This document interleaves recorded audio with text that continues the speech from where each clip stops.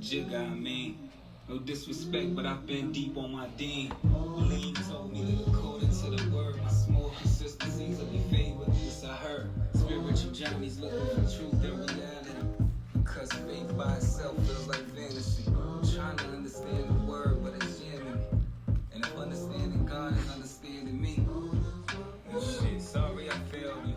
I never learned who I am, but I'm prepared to. Kinda scared to. Sometimes I don't care to. What would Jesus say? What would Jesus say? Yeah. Titles of nobility. Uh-huh. We here with the one and only, man, RAIN910. Yeah. Hip Hop is Real exclusive, man. Rain, it's been a while since we ever got a chance to really sit down and really build, and without any distractions or being at an event. Right. I think the last time we built was Homecoming last year when you brought the kid out. Right. And we was building and things like that. You know what I'm saying? And that was a great moment. URL being back in New York, just the energy and everything like that. But I started out with what would Jesus say? Titles of nobility. Just to ask you, man, like, how you been? How's it been? Like, cause I see you outside. You know what I'm saying? I see you talking. I see you doing, throwing the bars out and everything. Right. What's the mindset been like? How you been feeling about music lately? Oh man, I love music. That's like my passion. So, not like my passion. That is my passion. And I'm working on a new project right now called The Winner's Curse. And it's probably my best body of work. It's definitely the one I'm most excited about. So, usually you see, I don't do too much promotion. I just enjoy creating. So I put the music out, and that's it. But this time, I'm gonna go on a promo run because I really want people to hear this one. It's important. Me and you behind the scenes have talked about that. You know what I'm saying? Right. Like, you like, man, terrible. Yeah, I be like, yo, like, and one thing I remember I said to you was, man, you got to have as much fun at creating as it is putting it out there to market into the world. That, and I took note. And so I'm back outside. You know what it is? A lot of times, you get a chance to like read the comments in real time, and you get feedback in real time, and it could turn you off listening to what people say. But you kind of gotta, for me anyway, I had to break out of that and just realize that if people are talking and people are commenting, who cares if it's good or bad, man? As long as I'm in the conversation, I know I'm not doing anything wrong. I ain't bashing nobody. I ain't tearing nobody down. I ain't putting out bad information. So as long as I'm trying to share my art, it doesn't really matter what somebody thinks about it. You gotta just do it and promote, and like, even if you gotta go through 100 haters to get to that one person who really wants to hear this piece of art, then you just gotta go through it. It's just part of the game. It's the winner's curse. When it comes to good or bad, and it comes to music, is it really good or bad? Because what we could consider bad music or good music could be the most popping shit, and we could think it's the worst type of music out. Right. The most destructive music out. Right. And things like that. Right. I think for me, I think everyone has their personal standard to what's good or bad, and so you could go off of that.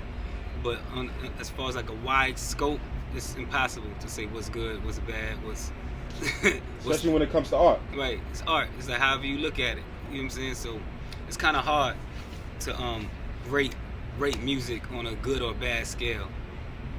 What does it make you feel like? Is there a level, or because I was chopping it with my boy Rue Reed the other day, right? And something that me and him do all the time, we start talking about music and our favorite artists, and we go down like lyrics. Right. And we start reading the lyrics of our favorite songs, past, present, and future. This is what me and my man do. I love doing it. You know what I'm saying? I want to get in on those calls. Yo, so we reading, Jay-Z lyrics, shit with him and Source Money, and we like, yo, you see how they put that together, this, that, and the third? And then, I'll go to like, and this is us just going through different things. Rate the Bars too. I like that shit. That show. Rate the Bars? Yeah, I like that that's too. That's like dope too. One thing is, concept. I get to, we get to like certain artists. I'm listening, I'm quoting 38 Special lines, and we quoting Benny. We going back and forth, Jay-Z, Nas, this, that, and the third. And there's certain songs that are dope, I love. But when I'm reading the lyrics, I'm like, he's just saying, there's no metaphors, there's no similes, there's nothing. But you just love the song. Right. You know what I'm saying? But then I say, to me, it's still a clear difference in mastery and level. Right. You know what I'm saying? Well, because metaphors is just one simple part of it, right? Okay. So for me, it's like, I'm not a big metaphor guy myself. Okay. I do them, but I always felt like telling my story was way more important than finding something to compare it to, some creative line to compare something else to. You know, I feel like people do that more so when they don't have really much to talk about. But not to knock it though, because some people just adopted that as their style. But for the most part, the type of music I like Scarface has no punchlines. He's arguably one of the greatest to ever do it. You know what I'm saying? When he says lines like "life has no meaning, no meaning. We were all born to die, so no screaming." There's no punchline there. You know what I'm saying? There'll be no witness to this homicide, no reenactment on the late night news to be re-dramatized. It's like, yo, that shit is so ill and so real. It's like you don't need a punchline or a metaphor. That's just real. What it is. I seen somebody quote something about Jada. They was like, yo, how Jada in your top 5 when he don't got no real metaphor, similes, he just be talking. And it was like, yeah. But Jada got metaphors. Jadakiss? But he was quoting like a lot of lines or whatever where Jadakiss just got a lot of real talk and things like that. He started doing it like, I'm like God, because y'all can't touch me or see me, but y'all know I'm there and y'all know that y'all need me. That was crazy. That is fire. That was a bar. But like I said, it doesn't matter. Like, it's just what you're into. So as far as this new project, what could we expect from Rain? You said this is your best body of work. Yeah. I feel like it was like, especially on the production side. So I did all the production, and a lot of times, I don't know. Like I find like safe spaces when it comes to production. I have like my style. This time I kind of like pushed myself a little bit to create some more, not even wide range, just create different sounds and mess with different type of samples that I usually don't mess with. And I feel like I really pushed myself creatively on the production side, and with the pen, it was just more, I took more time with crafting the rhymes versus just knocking out the verse. Some of these rhymes I wrote over 3 or 4 times. Some songs I re-recorded 3 or 4 times, trying to get it right, just to find like this energy that I was looking for, and I think people will appreciate it when they hear it.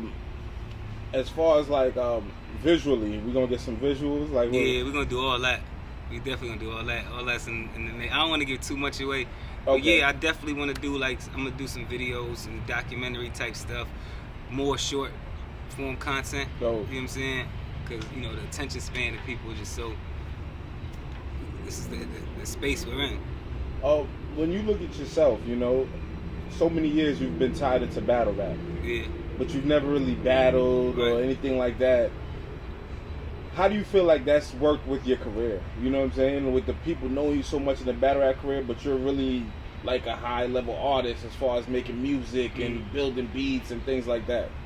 It's interesting because I don't really think about it much. Okay. And I don't think it really affects me in no type of way. Like the people, I'm a firm believer of, if you're an artist, right, you should try to put your art wherever you can, as long as it has some type of integrity there, right? So with battle rap culture, it was just another platform for me to put my music out, because my friends own the platform.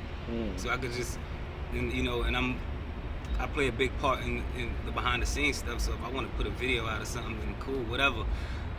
But that's with anything I do. You know what I'm saying? I have another friend, shout out to my friend Mark, Money Mark. He does movies. He has a new film on Peacock right now called When Girls Ride. Y'all should check it out. But I did the scoring for that. You know what I'm saying? I did all the music for the movie.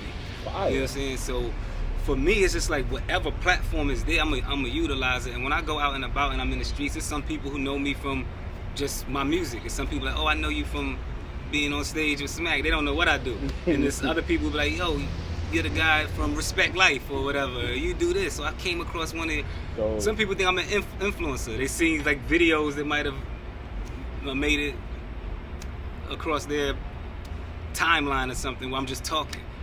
So for me, it's just like, just move around and try to get the art out, man. If you're an artist, man, just try to get your art out at any platform that's available to you. Now, I wanted to segue a little bit into the battle rap, man.